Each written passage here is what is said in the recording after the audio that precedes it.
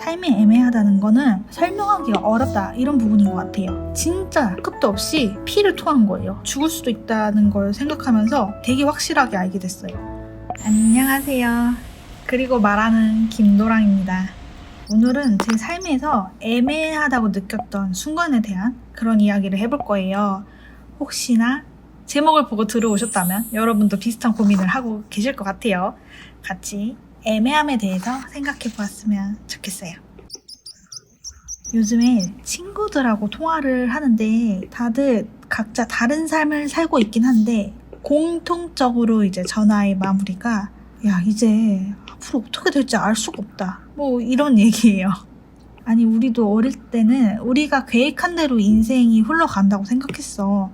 그래서 막 목표로 세우고 막 이렇게 했는데 물론 사람이 계획을 세우고 목표를 세우고 활동하는 것도 있지만 환경적인 부분도 무시할 수 없다는 거예요. 그래서 나의 의도와 환경과 이것이 만났을 때 우리 앞날이 되거든요. 그거를 조금씩 알아가니까 이제 다들 야 진짜 앞날을 알 수가 없다 이런 얘기를 하는 지경이 됐습니다. 근데 한 친구가 그러더라고요. 그 얘기를 하면서 내 삶은 너무 애매해 이런 얘기를 하는 거예요. 이것도 아닌 것 같고 저것도 아닌 것 같아. 애매하다는 얘기가 좋다고 얘기한 게 아니었어 그때. 그러니까 내가 속이 막 상하는 거예요. 야 네가 뭐가 애매해 막 이러면서 이런 사람도 있고 저런 사람도 있는 거지 야 나중에 좀 생각을 해보니까 저한테도 그런 부분이 있었던 거예요. 내심 저도 내 삶이 좀 애매하다 라고 느끼고 있었고 그거에 대해서 완전히 떳떳하지는 않는 거예요. 그래서 그래 좋은 주제다. 애매함에 대해서 한번 생각을 해보자. 이렇게 생각을 조금 더듬어 봤습니다. 애매하다는 뜻이 뭐예요? 분명하지 않다는 거잖아요. 삶이 애매하다는 거는 설명하기가 어렵다 이런 부분인 것 같아요. 내가 다른 사람한테 설명을 할 때 당신 뭐 하는 사람이에요? 했을 때 보통은 자기의 삶을 직업, 소유, 관계로 설명을 하잖아요. 저는 회사원이에요. 저는 우리 회사 대표예요. 저는 지금 누구누구 부인됩니다. 막 이런 식으로 보통 설명을 하거든. 제가 왜 저를 애매하게 느꼈냐면은 저는 그렇게 설명할 때 좀 번듯한 게 없는 거예요. 번듯한 게 없어. 나 자가주택도 없고 직업도 번듯한 게 아니잖아. 이게 나만 초라하면은 그렇다 치는데 이게 나한테 물어보는 사람들 민망한 거야. 막 도랑씨는 어떤 일을 하세요? 도랑씨는 어떤 분이에요? 무직자예요? 근데 딱히 지금 직업을 구하고 있지 않아요? 이렇게 얘기할 수는 없잖아요. 그러면 그 사람이 얼마나 무안하겠어. 그래서 항상 그렇게 하죠. 막 이것저것 공부하면서 조금 쉬면서 다음 일 준비하고 있어요. 그래서 무슨 일요? 하면 아직 확정된 건 아니라서요. 이렇게 말하면 그분도 이제 알아들어. 예, 백수구나. 하지만 대화의 상황은 무난하게 흘러가죠. 아무튼 이런 상황인 건데 이게 제가 선택한 삶의 지금의 형태이긴 하거든요. 이렇게 결정하게 된 거를 좀 말씀드리고 싶어요.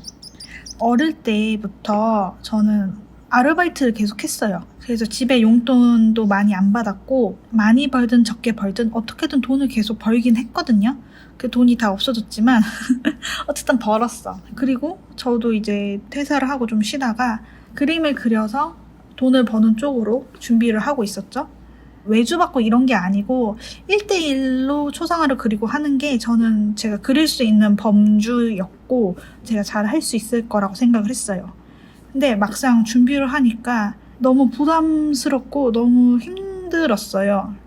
왜냐면 저는 그림을 그리는 건 좋아하는데 다른 사람이 부탁한 그림을 빠른 시간 안에 다다익선으로 그리는 그런 상황에는 취약한 거예요. 저는 누군가의 그림을 그려줄 때 그 사람하고 얘기도 많이 하고 친해지고 나의 마음의 표현으로 그리는 걸 좋아했지 퀄리티를 딱 정해놓고 시간 딱 정해놓고 수정 몇 번 진짜 저는 그 기능이 없는 거예요. 그게 나쁘다는 얘기가 아니에요. 내가 못하는 거야. 그래도 나 어쨌든 돈을 벌어야 되잖아. 그리고 지금 당장 회사를 들어가는 것보단 제 멘탈에 그쪽이 더 나을 것 같았어요. 그래서 그림을 준비하고 이러는데 이게 스트레스가 쌓이잖아. 그러면 밤마다 잠을 못 잔다? 잠을 자긴 하는데 진짜 잠들기 직전까지도 이 불안과 스트레스 때문에 내가 제정신이 아닌 것 같아요.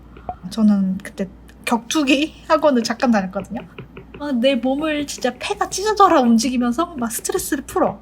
그럼 또 잠깐 괜찮아요. 생각을 잠깐 안 하니까 괜찮아. 그럼 또 이제 와서 또 스트레스. 이거를 반복하다가 5월쯤인가? 진짜 집에서 저녁에 밑도 끝도 없이 피를 토한 거예요. 피가 너무 많이 났어. 그 종이컵으로 한 2컵 정도 나왔던 것 같아요. 그날 하루만. 내가 내려고 내거나 기침을 막 하는 게 아니라 그냥 여기에 뭐가 차가지고 으익 하고 뱉어냈는데 피가 왈칵. 이런 상황이었던 거예요. 그래서 다음날 병원에 갔더니 선생님이 진짜 깜짝 놀라면서 너 이거 지금 진짜 심각한 거다. 빨리 엄마한테 전화해라. 그래서 나 진짜 나이 먹고 선생님이랑 엄마랑 3자 이렇게 통화하면서 따니 댁으로 보낼 테니까 잘 먹이세요. 막 이런 거 하고 엄마 집으로 가는데 차로 좀 2시간은 안 걸리겠다. 그 정도 가는데 저를 이제 지인이 태워줬거든요. 지인분이 너무 놀란 거야. 지인분도 그렇게 사람이 계속 피를 토하는 걸 처음 보는 거야. 그래서 너무 미안한 게 깔갛게 젖은 휴지를 다 주고 내렸거든. 그게 진짜 지금도 너무 미안해요. 아무튼 그랬는데 내가 무섭지는 않았거든. 왜냐면 현실감이 안 드니까 무섭진 않았는데 대신에 이런 생각 들어요. 이렇게 사람이 죽을 수는 있겠다. 실제로도 나중에 선생님이 그러는데 저는 되게 운이 좋게 빨리 나았지만 진짜 이렇게 급사하는 사람들도 있대요. 어쨌든 저는 내가 죽을 수도 있다는 걸 생각하면서 되게 깔끔하고 확실하게 정해진 게 나 지금 저 준비하던 일 하면 안 되겠다. 이게 되게 확실하게 알게 됐어요. 그냥 되게 선명했어 그게. 그리고 나 지금 안 움직일 거야. 이게 되게 선명했어요. 그러니까 저는 처음으로 진짜 살면서 처음으로 이렇게 돈을 열심히 안 벌고 살고 있는데 정말 그 5월 달에 죽음을 생각해 보면서 내가 이렇게 죽을 순 없다. 내가 마음대로 살 거다. 약간 이런 것들이 좀 강해졌던 것 같아요.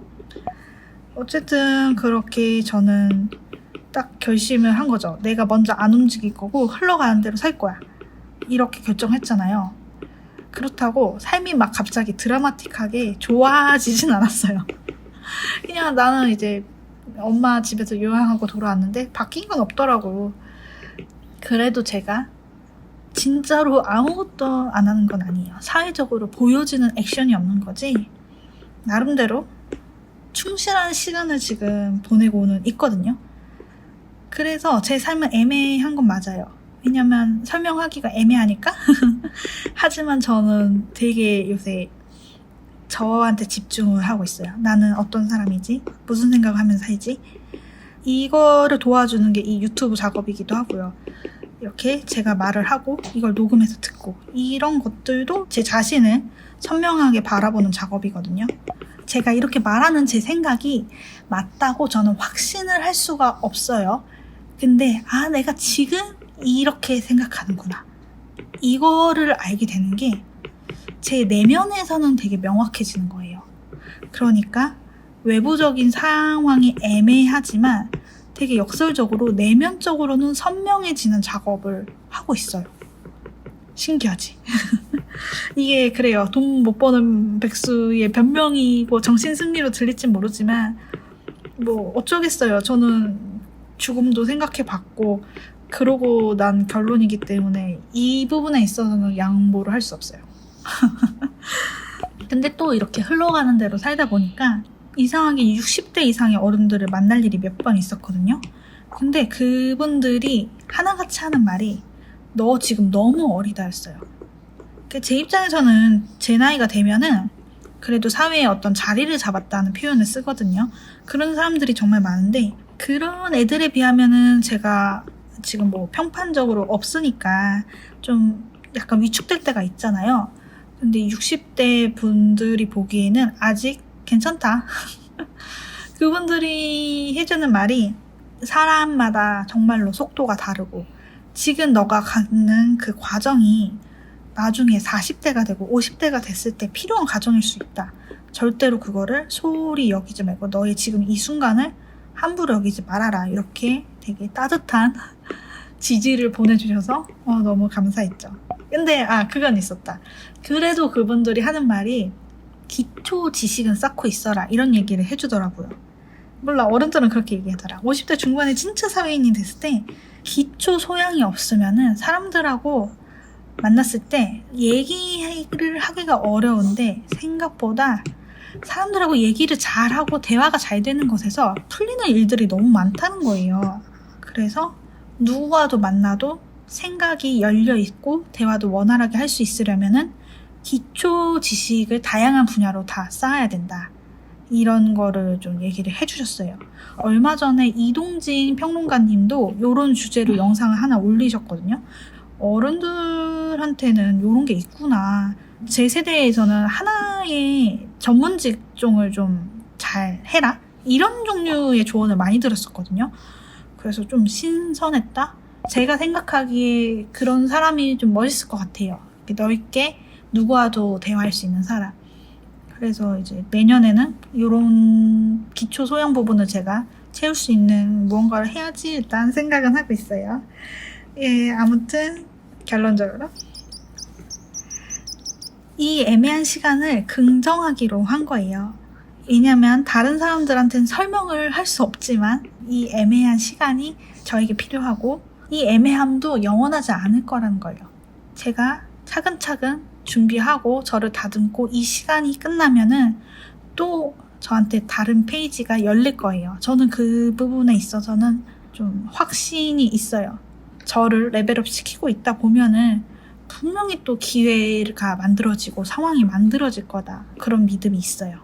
그래서 지금 애매한 삶이 어떤 준비 기간인 거죠. 필수적인.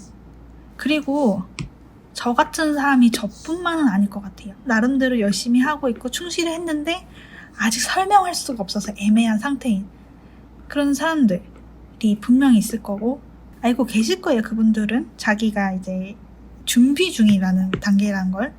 근데 혹시나 그거를 모르시고 조금 힘이 드신다면 힘내라고 하고 싶어요. 우리는 지금 꼭 겪어야 하는 시간을 경험하고 있는 거고 분명히 이 애매함은 어떤 식으로든 끝이 날 건데 그 끝에서 만나는 우리의 새로운 확실함은 우리가 이 애매한 시간을 어떻게 보냈느냐에 달려있다. 저는 그렇게 생각하고 응원을 하고 싶어요. 여러분은 애매한 삶에 대해서 어떻게 생각을 하시나요? 여러분의 생각도 댓글로 나눠주시면 정말 감사할 것 같습니다. 저도 여러분의 이야기를 듣고 싶으니까요. 지금까지 그리고 말하는 김도랑이었습니다. 감사합니다.